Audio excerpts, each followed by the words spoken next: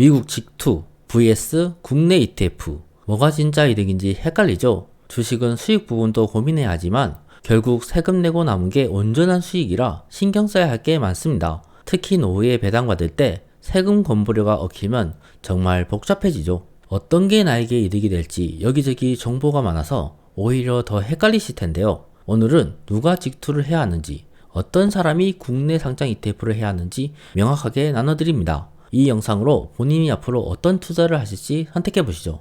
먼저 국내 상장 ETF를 사야 하는 분들 이야기하겠습니다. 간단하게 나는 지수 투자를 선호한다. 이미 국내에 미국 ETF를 대체하는 ETF가 있다 하시는 분들은 절세 계좌를 만드시고 거기에 국내 상장 ETF를 담으시면 되겠습니다. 왜 그런지 설명드리겠습니다. 우선 세금 구조가 완전히 다릅니다. ISA, 연금저축, IRP 이 세 계좌의 구조 자체가 미국 직투보다 압도적으로 유리합니다. ISA는 매매 차익, 이자, 배당에 대한 수익들을 비과세로 빼고 남은 초과분은 9.9% 분리과세를 매깁니다. 분리과세로 매기면 금융소득종합과세 및 건강보험료에서 완전히 제외됩니다. 연금저축과 IRP 같은 경우 세액공제, 연간 납입 한도만큼의 세금을 제외시켜주는데요. 세금을 제외시켜주는 만큼 투자하는 효과를 보실 수 있습니다. 거기다 세금 부분에서도 연금세로 3.3에서 5.5%까지 저율과세하며 이 상품도 역시 금융종합과세 및 건강보험료 대상이 아닙니다.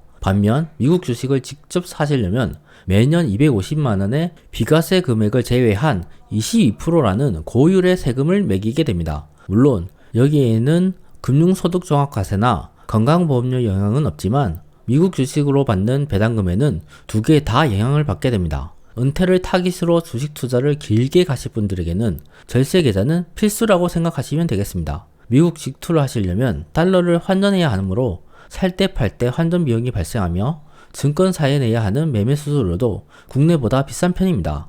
그리고 세금 내는 부분에서도 이게 복잡한데요. 미국 직투를 하실 경우 매년 250만원의 비과세를 보시는 게 좋은데요. 생각보다 이는 쉬운 일이 아닙니다. 증권사마다 세금을 다르게 계산하기 때문입니다. 문제가 되는 방식은 선입선출 방식으로 하는 증권사 때문입니다. 선입선출이 무엇이냐? 예를 들어 SPY를 매수했다고 가정하겠습니다. 1월에 500달러로 10주 구매, 2월에 450달러로 5주 구매, 이렇게 총 15주를 구매한 뒤 돈이 필요해 8주를 판다고 가정하면 선입선출 방식의 경우 가장 먼저 산 것부터 먼저 판 것으로 처리하게 됩니다. 그러니까 여기서는 500달러에 산 10주 중 8주를 팔게 되는 거죠. 만약 매도 단가가 520달러라면 한 주당 20달러, 총 160달러 이익이 생겼겠네요. 그렇게 되면 남은 주식은 500달러로 산 2주, 450달러에 산 5주가 남게 됩니다. 이렇게 전체적으로 구매한 가격이 여러 개로 분리되게 됩니다. 이런 상황에 배당을 재투자하면 어떻게 될까요? 수많은 구매 단가들의 개수를 일일이 알고 있지 않는 한 제대로 250만원의 비과세를 계산할 수 없겠지요. 그에 비해 절세 계좌는 심플한 편입니다. ISA의 경우 전체 계좌에서 투자 원금을 빼고 비과세 한도 200에서 400만원을 또 뺀 나머지 초과분에 한해서 9.9%의 분리과세를 하고 있습니다. 또 연금저축 IRP 같은 경우 연금 수령 시점에서 인출하는 금액에 대해 연금세 3.3에서 5.5%까지 적용하고 있습니다.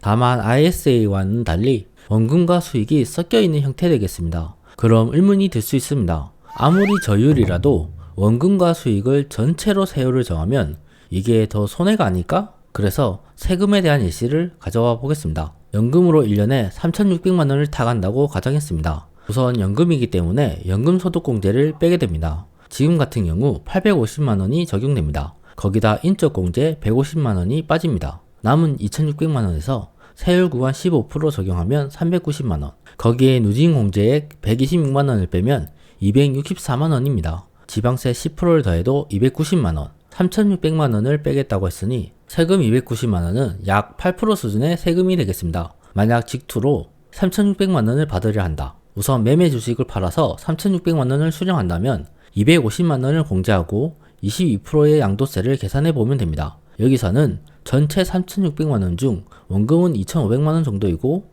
이익 부분은 1,100만원이라고 가정하겠습니다. 그럼 세금은 187만원이 됩니다. 양도세이다 보니 금소세 또는 건보료의 영향도 없습니다. 다만 제가 추천하지 않는 이유는 원금 대비 수익이 클수록 세금이 더 나갈 수 있으며 이전에 말씀드린 대로 미국 직투의 경우 증권사마다 계산법이 달라 세금 계산이 어려울 수 있습니다. 그리고 가장 큰 이유는 필요할 때마다 팔아야 한다면 주가 변동 리스크가 매우 큽니다. 노후로 갈수록 마음이 편한 게 최고인데 언제 팔아야 할지 스트레스 받는 매매 방식은 추천드리지 않습니다. 만약 배당금으로 3,600만원 받는다면 어떨까요? 미국은 배당세 15%를 원천 징수하고 있습니다. 연금저축은 8%였는데 이미 세율 면에서 손해가 생기고 금소세가 적용되어 다른 수입과 합쳐져 세율이 올라갈 수 있습니다. 거기다 건보료까지 부과되게 됩니다. 여기까지가 국내 상장 ETF를 해야 하는 사람이었습니다. 다음으로는 미국 직투를 해야 하는 사람들에 대해 알아보겠습니다. 우선 달러 자체를 보유해야 하는 사람은 직투가 맞습니다. 대표적으로 원화 가치 하락 리스크를 회피하고 싶은 분들, 한국 투자자는 자산 대부분이 원화 기반이라 그것만으로도 통화 편중의 위험이 있다고 생각할 수 있습니다. 그리고 앞으로 원화 약세 가능성이 있다고 판단하신다면 달러로 투자하는 것이 이런 리스크 관리에 도움이 되겠습니다. 물론 국내 상장 미국 ETF 중 한 노출 상품을 하면 이런 환율 차익에 도움이 될 수 있겠지만 결국 그것도 원화이기 때문에 완벽할 수 없습니다. 거기에 해외 소비 지출 계획을 가지고 계신 분들이 있겠습니다. 유학, 이민, 장기 해외 체류 등 실제로 달러가 필요한 분들, 그런 계획이 있는 분들은 직투를 해야 합니다. 마지막으로 달러 현금 흐름을 만들고 싶은 사람이 있겠네요. 이전 사람과 유사하지만 달러로 배당이 들어오는 구조를 만들고 환율이 유리할 때 환전으로 차익을 실현하실 분, 아니면 다시 미국 직투로 재투자하시고 싶은 분들, 이렇게 달러 자체를 보유해야 하는 사람들은 직투가 맞습니다. 그리고 이전 절세 계좌를 하신 분들 중에 이미 나는 절세 계좌의 한도를 다 채웠다 하시는 분들은 미국 직투로 넘어오셔야 합니다. 절세 계좌에는 연간 납입 한도가 있습니다. ISA의 경우 2,000만원, 연금저축이나 IRP는 1,800만원까지 납입 가능합니다. 차이점으로는 ISA의 경우 올해 납입 한도를 다 못 채우면 내년에 2월에서 채우기가 가능하다는 점이 특징입니다. 이렇게 납입 한도를 채우면 사실 선택지는 두 가지. 그냥 일반 계좌에서 국내 상장 미국 ETF를 사거나 미국 직투를 하는 것밖에 남지 않는데요. 일반 계좌로 하는 것은 세금이나 건보료 면에서 불리하기 때문에 직투로 넘어오시면 되겠습니다. 제가 생각하는 마지막 직투를 해야 하는 사람들은 국내에는 없는 상품을 투자해야 하는 사람입니다. 개별 종목에 투자하실 분들은 당연하게 미국 주식을 바로 사야 합니다. 국내 ETF 안에도 몇몇 종목이 비중 있게 다루는 종목이 있겠지만 정확한 종목 비중 타이밍을 그대로 가시려면 미국 직투가 답이죠. 그리고 제가 생각했을 때 핵심이 이 레버리지에 있는데요. 이전의 지수는 우상향하고 경제는 커지기 때문에 레버리지는 방향성의 크기를 키운 상품이라고 이야기 드렸습니다. 그래서 인버스 상품들은 저는 추천하지 않습니다. 결국 우상향을 믿는다면 인버스는 매우 위험한 도박이니까요. 어쨌든 이런 레버리지나 인버스 상품들을 선택하시려면 직투를 해야 합니다. 그 밖의 미국 상품, 그러니까 국내에서 따라 만든 상품이 아닌 오리지널 상품을 사고 싶은 분들은 미국 상품을 바로 사셔야 합니다만 단순히 그런 이유라면 추천드리지 않습니다. 수익률 차이도 별로 없으며 세금 면에서 절세 계좌를 활용하시는 것이 더 낫다고 생각하기 때문입니다. 여기까지를 정리하면 국내 상장 미국 ETF를 하셔야 할 분들은 미국 지수를 절세 계좌로 투자하실 분들이라고 할 수 있고, 미국 직투를 하셔야 할 분들은 달러 자체를 보유해야 하는 사람, 절세 계좌 한도를 다 채운 사람, 국내에 없는 상품 및 종목에 투자해야 하는 사람으로 들 수 있겠네요. 그런데 저는 여기서 한 가지 더 제안을 드립니다. 미국 직투를 선택하신 분들도 국내 상장을 하실 것을 추천하는데요. 노후에 접어들수록 차츰 준비하실 것을 추천합니다. 노후에는 주가 매매보다 현금 흐름이 무조건 좋습니다. 젊을 때는 레버리지나 성장주로 공격적 운용을 하고